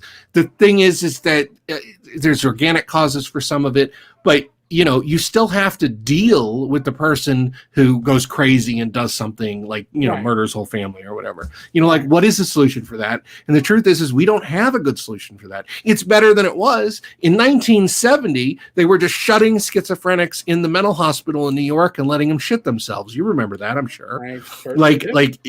And now we're much more open. Times are changing, and people are much more able to get, like, mental health is viewed a lot more positively, and the communication's going out, but it's still a constant battle, and there are no right answers. And so the scariest thing to me about all of it is when somebody possesses certainty. I've never possessed certainty over anything in my life. And when I meet people who are certain, that is the most frightening thing that I could possibly encounter, because the road to hell, right? Road to hell is paved with intentions. Go ahead. No, I'm just thinking that maybe they're just all compensating for something, if you know what I mean. They're hurt. Yeah, absolutely. Any behavior is communication. That's what they teach us in de-escalation training. When you see somebody escalating, that's communication. They're communicating that way because they don't have the skills to communicate another way. So when somebody's starting a fight on social media, that's communication. When somebody says something, when they send me a threat, and I do get threats, that's them communicating their pain. I don't take it personally because I understand that they're lashing out, right? Like, if I had committed a crime against them or done some wrong, it would be a different situation, right? But they're trying to get their needs met, and that's hard to do. Life is hard, guys. It's a daily struggle. It's rough, I try to have empathy for that. Yeah, I can be there because, I consider myself a fairly intelligent person. I have a hard time explaining things. And it's hell sometimes, especially when dealing with loved ones. Yes. Terrible. Complicated to manage your own emotions. emotions, much less communicate them, right? That's why people I go to always- therapy, Glenn. You should go to therapy. I've been there. I already did that. That's good. Look. Antidepressants. Rarely. Yeah. But yeah, it's just, I always tell people, if I could just get across what I want to say, because all of this up here is, That's right. there's no words. It's a chemical soup. It's a chemical soup. It's amazing that it produces anything at all, really. If I'm lucky to get the words out and not somebody have taken it the wrong way. So, I'm feeling it. Well, in any section, anybody could clip any section of tonight's show and use it to vilify me. So what can you do about it? I'm sure they could do the same thing with me on everything I record. Yes. They do. They do. Let's take Tenkar out of context. But it's a popular activity. Yeah, well, but Courtney, I married a social worker, and when I met Rach, I didn't expect us to have as much of an overlap in our jobs and the community that we dealt with. Yeah, as we inadvertently found out that we do, and I didn't know. Listen, I went to the police academy back in '96 to '97. Their ways of teaching you how to de-escalate things were not really in depth. They taught you a little verbal judo, but I mean, it's not really the job, right? No, but I would learn to do things. Should be. You would arrest a gang member. It was a big fight in the street. Both of you got banged up. You bring them in. Guys still all worked up, and I would tell them to go flat out. Listen, I'm gonna be down in 10 minutes. I got to take off my vest, my gun belt. I'm gonna come down. When I come down, it's your choice. You can either start fresh, and I go, nothing's held against you. We'll meet for the first time, and we'll take it from there, or we can continue from where we left off. It's up to you. I come back down, and honest to God, 19 times out of 20, I would get, Officer Stein, I want to apologize. I don't want to hear the apology. Are we good? Yeah. What do we got to do? All right, let's get you to the system. Let's get you out. Let's make it work for you. I was never looking. Again, what's the point to riling somebody up? But nobody trained me in that. But they really should have, because I worked with cops who had none of that common sense. Yeah, and that in a large way, in my opinion, that's kind of what a lot of this stuff on social media becomes. It becomes a pissing match on who's going to piss on the other person more, and nobody wins in it. Everybody gets pissed off.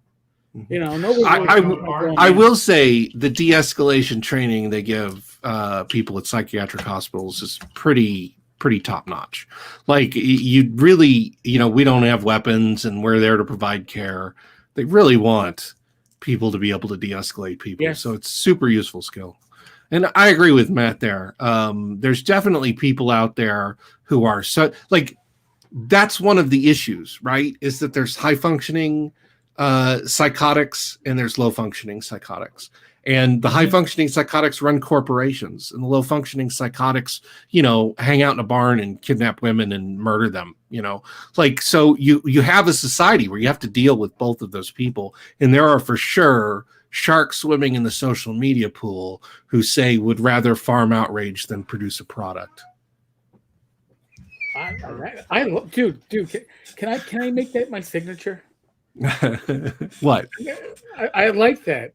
I really that is a spot on comment. Holy shit. They would rather manufacture a rage than produce product. Yeah, well, I mean, that's what's meeting their needs, right? Yeah. The thing is they don't want to just work and make money, because then they feel like they're not getting an advantage.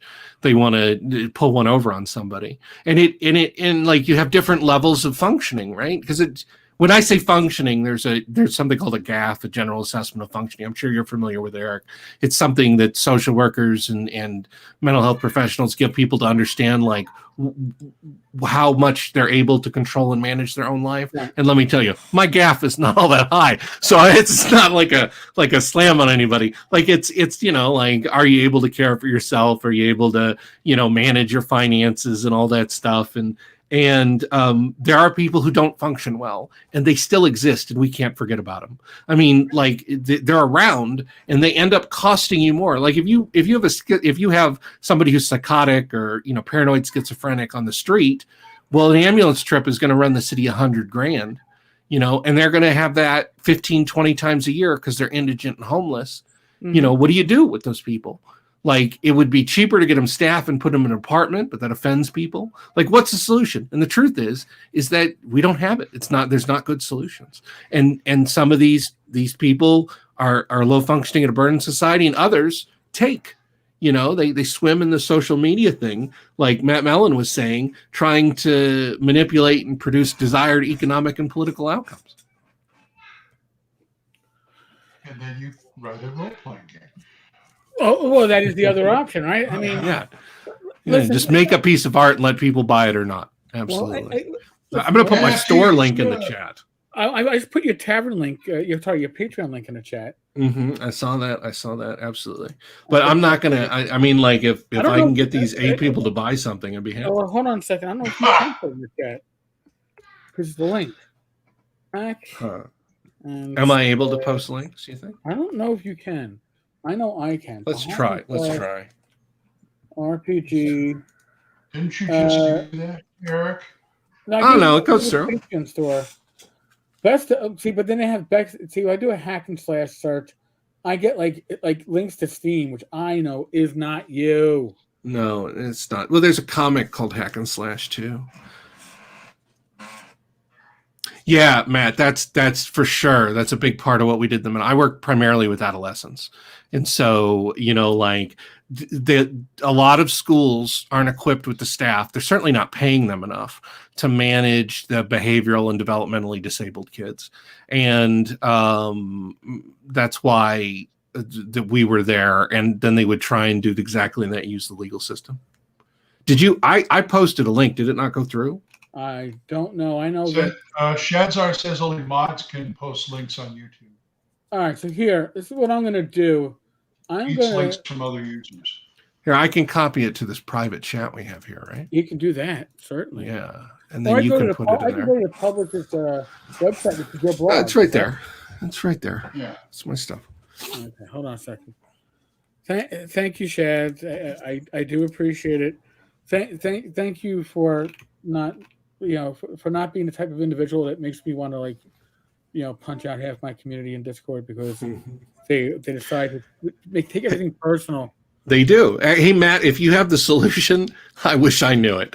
I mean, it was sad. Like, that's the primary emotion. I spent 5 years in Alaska working with the Yupiks and Chupiks and Athabascans, and like, the money is subsidized. The mental health program up there is subsidized by the U.S. government to reduce the financial damage from the end of their society. Functionally, is what's going on. And we did everything we could to preserve it. We did fish camps and everything else. But people who speak Yupik are dying out. Like, their culture is disappearing, and there's not a good solution for it. And it's sad. I don't know what any of these answers are.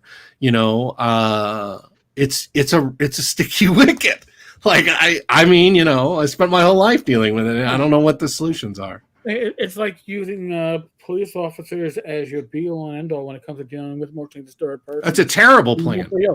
Yeah, it's a terrible plan. They need specialized response teams, right? Right. We should be the last response that you're getting there, because once we go, again, it's rough, Dave. Many of us are not trained in the manner of de-escalation that's going to be needed. Well, it depends on the culture and environment too, right? Like some cities are a lot more. Like I live in an area where the city north of me, I almost said the name, the city north of me, the police department is extremely corrupt.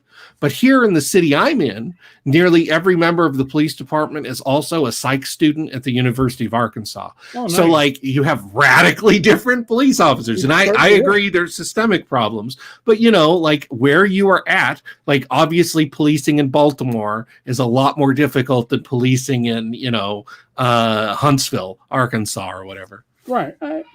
You know, the thing is, when I was a patrol supervisor, if you had emotionally disturbed, mentally ill, the sector car would respond. They were supposed to summon me. I respond. If I can't get the person to voluntarily comply, you're supposed to call emergency service units because they're trained to deal with this. Now, I'm retired, but they are working with social workers and integrating them into response autos. I don't really know how well it's worked. I did see one on my way to I think it's having some like we are improving all the time. Like, you know, in the 1900s, they put them in a cage and poke them with sticks. In the 70s, they were locking them in a room. Now we're medicating with therapy and we're considering adding, you know, social support services. Like we can just, as a society, because society is radically changing and it's not stopping anytime soon, continue to move forward and progress. And I think that drives a lot of our anxiety, right? Like now is not like when I was a kid, if I wanted to know something, I had to wait until Monday morning to call the Library of Congress. Like, I don't think you called the Library of Congress. I never. All the time. Every time we had a disagreement, we'd need to know the answer. Now, everybody is carrying an infinite amount of false and true information in their pocket, right? Infinite, you know, like I'm trying to, my daughter's like, give me your phone. I'm like, no, I'm not giving you your phone. She's going, I'm going to the bathroom. My tablet's dead. Give me your phone. I'm like, you can poop without a screen. Just go to the bathroom. It is a different world. Right. Bring a book with you, damn it! Come on. I don't bring a book or tablet or anything because I'm too busy doing this. Your eyes are closed. So you got to bring like. You got to eat more fiber, Glenn. That's your problem. Courtney can be found at hack-master.blogspot.com. If you go to Drive-Thru-RPG, do a search for hack/publishing. You will find Courtney. Also, Patreon, hack and slash. Listen, we probably have 3 people, again, with extremely divergent backgrounds and beliefs. And you know what? We can all agree that we all need to be better gamers, and we all need to be better GMs, and we all need better product out there. Courtney is one of the people producing some of the best content in our community, whether you're a 5e player, an OSR player.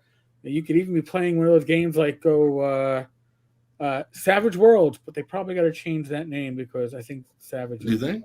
Yeah, Savage Frontiers is no longer Savage Frontier in the Forgotten Realms. That was one of the things that they did change. So maybe there'll be a change coming on to another system. Well, society changes. Things were different 20 years ago than they were 20 years before that. Like, it goes through changes. I mean, listen, when I became a cop and I got out in '97 and hit the streets, the first thing that the old timers said was, "Kid, the job is dead. This job sucks. You came on at the wrong time." And I thought I had a really great career in the job. By the time I left, and when the job was dead, and I wouldn't want my son to become a cop. I did the same thing when I started. Any career, right? Same thing when I started in radio. I get in there and say, "Oh, there's no job for DJs anymore. It's all going to the satellite." Funny, I still hear DJs. Oh, yeah. Well, and popularity changes too. Like right now, D&D is ascendant. Role playing is ascendant, right? Like there will be a future time where it is less popular than it is now. Nothing lasts forever. What's that? The ancient guy. The Sumerian said he wanted his wise men to tell him something that will always be true, and it's that this too shall pass, right? Like it's not going to be different in the future, you know. So you just have to accept. Yeah, right. I mean, like that's kind of what getting old is realizing, you know, you were with it and you're not with it anymore, and now you don't even know what it is. To quote the Simpsons. Yeah. Well, I mean, listen, the whole get off my lawn, it took my father until, 2 months ago to step away from his flip phone because AT&T will no longer support it in the fall. So now I gave him my old iPhone, and now he's like, oh my God, I can access my YouTube and watch stuff from my phone? Yeah. Well, you know, like I have mental illness runs in my family, and I'm just thinking my grandfather, who was clearly extremely mentally ill, never received any sort of treatment, never talked about it, never had therapy. He just was miserable his entire life. And now people like that are living better lives, right? Like it's you can't it's hard to improve things, but you just got to one step at a time, try and do the best you can. Try and make the world a better place. I wanted to say what you were saying about my stuff. My only goal when making a project is to raise the bar, and it's hard, and I'm doing the best I can. So I hope that people find some use out of the stuff I write. I really feel that I make things to be used, and I think that there's a substantial portion of the hobby that makes things to be read, and so some of those are more popular than others. If you're like, different strokes for different folks again, but I'm really trying to produce something that can make a fun night at your table. Again, not just because I like Courtney, because I like a lot of people in this community, but Courtney really is. If I had to, I'm not going to name my top 3 creators in this community of ours. Courtney's one of those top 3. Then if I name thanks, man. Well, that way, by not naming the other 2, I don't have like another 10 people going to me. Well, I know one of them is, so that only leaves one spot open. Oh, shush. That's the one everybody's going to fight about. Yes, well, they can fight over it, but I'm not mentioning. So there we go. Mm-hmm. Courtney, dude, thank you very much, man. Sure. I mean, I'm having a great time. I sat up here and talked shit for 2 straight hours. I hope it doesn't get me harangued. Oh no, dude, you were on with Tenkar. Of course you did. Dude, that means you're either alt-right or woke. I don't know what it means. Probably in your case, they're going to call you alt-right because yeah. But because the right's not going to generally have a problem with you anyway. They'll be like, it's Courtney. This is good. I don't know. I'm pretty liberal. I've gotten pushback from both sides for sure. Yeah, well, like I said, my experience generally is if you do decent stuff in the end.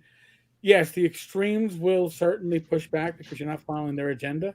Right. But the people that aren't, you can still have people that are pretty far out, but not that far out, and they'll still go, "Oh yeah, so and so does good work, and I appreciate it." And I don't agree with them, but I'm not buying products to display my political affiliation.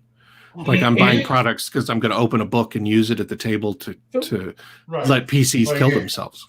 Right. You didn't order like 7 copies of Giant Lands when you thought I did not. I haven't heard any positive press on Giant Lands. Is it any good? I don't know. It's coming out later on this month. If I can find a copy, I don't have to order directly from Wonderfield. I might spend the community. Well, Wonderfield isn't associated with TSR anymore, 3, new TSR. Still running bag of shit when it came to social media. If you want to burn down your house from within while you're still standing in it, TSR or Wonderfield are both good choices. Look, there is, and I don't mean this politically, I mean this financially. There is a conservative group of people who are in the business of making role-playing games, and they do not want people to draw attention to their they take a dim view of drama, right? Like it's one of the reasons Raggy has to have his books approved, right? Like you're going to have trouble making inroads in the industry if your MO is creating outrage.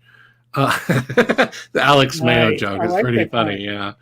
Alex Mayo literally he did Black Lives Matter protests for 250 days last year, and people are still like, well, he's alt-right because he wrote that book. It's so weird if you know him, right? Like he's a Hispanic dude married to I don't know, maybe not Hispanic, maybe Puerto Rican, married to a black lady. Like he's the most woke person I know, and seeing the outrage on social media was just bizarre.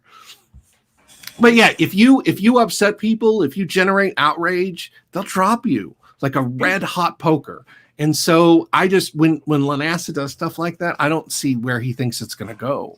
It apparently generated Filipino, that's right. 100 or so backers. So there you go. I mean, come on. Well, as I said last night, what Lanassa's doing is dangerous because it does have the potential of taking down the OSR. I don't think so. We have the OGL. What are they going to do? What he means by that is like getting He's painting us poking, they're in a poking really the dragon. bad light because All of a sudden, Watsy's going to start paying attention. That's the problem. Well, I think they do. I don't even know about already. that. But Do they not? We've already had schisms within the OSR. We've already had the Honorable OSR. We had a Sword Dream or whatever the hell it was. Yeah, but the point is, you don't want the big boys to go. Hey, wait a minute. What? Targa. What are they doing? It's from it's the same stuff. Please don't go back to from Target. the original. I have to do like an episode on Target. I'm afraid to. I still have theories. We'll have to discuss that because our theories might be not online. I don't know. I think mine are wrong for sure. I don't know. Mine might be wrong too, but maybe together we kind of hit what's right. We shall old crimes is what's there. We don't need to worry about any of that. That's a cold case for sure. Come on, I was a cop. I supervised investigators. Old crimes. Sometimes that's where all the meat is. In any case, holy shit, Courtney! Thank you immensely. You really made this Oh, well, sure. Thanks. I had a good time. Went by really quickly. It did. I can't believe it's been 2 hours. Yeah. Glenn, as always, thank you. Yeah, it was nice to see you, Glenn. Sorry we talked over you all night. Well, that's all right. He almost got me to cuss. Almost. God damn it. Yeah. Oh, Jesus H. Christ, Glenn, come on, get a good cussing in. We really do appreciate it. Okay. When Glenn and I were on another podcast, I would make Glenn work extra because he'd have to go through and take out all my F-bombs. Mm-hmm. My daughter recently learned about swearing, and I'm just trying to teach her. You have to use it for effect. You can't just continuously swear. Like it just sounds terrible. It sounds like you don't have a good vocabulary. So I've been dealing with a lot of that. I just string I swear. I'm like, Elizabeth, no. It's good talking with you guys. Thank you. I did the sin. I didn't have anything to pimp except all of my own. Can I say that? Is that still allowed? Pimp? I know that. I mean, I hear people like it's good. They say crisscross applesauce now when in school instead of what they said when we were kids, which was Indian style, right? Oh, okay. I always correct people when they talk about. What was it? Jip. Jip is a racial slur. People shouldn't use that. Like it's good that we're taking, command of these things that have been used to oppress and harass people for a long time and replacing them with more neutral stuff. Oh, I don't understand, but okay. Well, these words that's fair. Yeah, probably. There's a lot of words that I never used, but now suddenly, it's like I didn't know that they were offensive because I never used them in any context. And it's like, oh, that's a new word for me. Holy crap. My vocabulary was lacking, and now I can't add it to my vocabulary. Son of a... Well, I've always thought, like, people went up in arms about Oriental adventures. I said, Oriental, that's what it is. It's Oriental adventures. What's the problem here? Well, now, listen, when I worked... The word Oriental, I never thought was a cuss word. I worked in a department store before I became a cop, and the top floor was electronics where I worked, and next to us was furniture, and they sold Oriental rugs. And they would advertise in the mailings, Oriental rugs. And I guess they aren't Oriental rugs anymore. I guess times have changed. I mean, in any case, again, thank you, Courtney. Yeah, we could talk for another 4 hours. You got to be assertive and wrap this up, or it's never going to happen. We will bring Courtney back. That's a guarantee, folks. After I have something that's on sale that's new, everybody pick up in a deadly fashion. It should be arriving in the U.S. Any day now. And then all my stuff is on drive-through, and we've got Bestial Ecosystems coming out. People are excited about that. I'm sure I'll do a set of all three in a sale for those who haven't seen them. I want to show you. I want to see if I have them here next to me. Maybe they should have got. Maybe Garrett should have got him for Far East. It would have been out by now. Oh shit! That blows my mind. Just do the project, publish it. He spent 10 times as much work bullshitting people about that 10 than he years has. as much work. It's 10 years late this month. Holy shit! 10 years. Derek. Wow. Yeah. Derek, Eric, this last couple of days I got my annual report on YAR. Oh, I did too. I didn't read it yet. Oh shit! Yeah. Right. I gotta read that. God help us. That's another guy. Put the damn thing out. Come on. I mean, he basically took money to have to deal with people giving him grief for 10 years. It would have been easier to write the damn thing. Yeah, no. Come on, it was going to be T20, but then I said no D20. I'm going to go D6. And it's going to be out by the end of the year, but I won't post about it until it's ready. You're not going to post about it. It'll never be ready. Write it before you run the Kickstarter. Folks. To him, it's hazard pay. Folks, as always, we are in the midst of the world of the pandemic. I'm not telling you to get vaxxed. I'm not saying don't get vaxxed. I'm not saying wear a mask. I'm not saying don't wear a mask. I'm saying talk to a medical professional that knows your medical history and be guided by their advice. In my case, I had comorbidities going out my ass. I got my 2 vax shots. I got my booster. But that's my situation. Your situation is your situation. Please use your common sense. That's all I ask. Be safe, be well. God bless. Yes. Listen to Thanko's Hammer. Listen to Radio Grognard. Listen to Glenn wherever you can find him. As always, be well. I will be back tomorrow, Gamers Health, at 8 p.m. with my lovely wife, Rach, and most likely our niece, Shannon, who will be staying the night. Oh, that sounds fun. I'll be playing D&D and watching the new Spider-Man, so I won't be here. Ooh, the new It's all the Spider-Mans. They're all going to have the Spider-Mans. I've heard only good things about it. Yeah. He did that. It's called Into the Spider-Verse. It is. I think this one has even more Spider-Mans. They just love their Spider-Mans. They're going to put them all in the movie. Mention it because I'm a New Yorker. I need my Spider-Mensch. Yes. Well, I mean, he's a New York hero, right? He's from Queens, isn't he? Yeah, I'm from Queens. I give you Spider. No, I couldn't be. That was one of the most shocking things about Holland's performance is that he used a Queens accent. Like, I don't know why McGuire or whatever the other guy's name is didn't, but Holland. Holland did use a Queens accent. It's pretty amazing. He's a great Spider-Man, I think. So what you're saying is that I have a Queens accent. I didn't even realize that. All right. It's a great note to leave on. And again, another great Courtney quote. I need Courtney quotes for my cell phone. So when it rings, I hear Courtney. I'm just regurgitating things I've heard from other people, and that's everybody throughout history, right? It's okay, but it's in your voice. All right, folks. Thank you. Bye. Thanks. Good night, folks.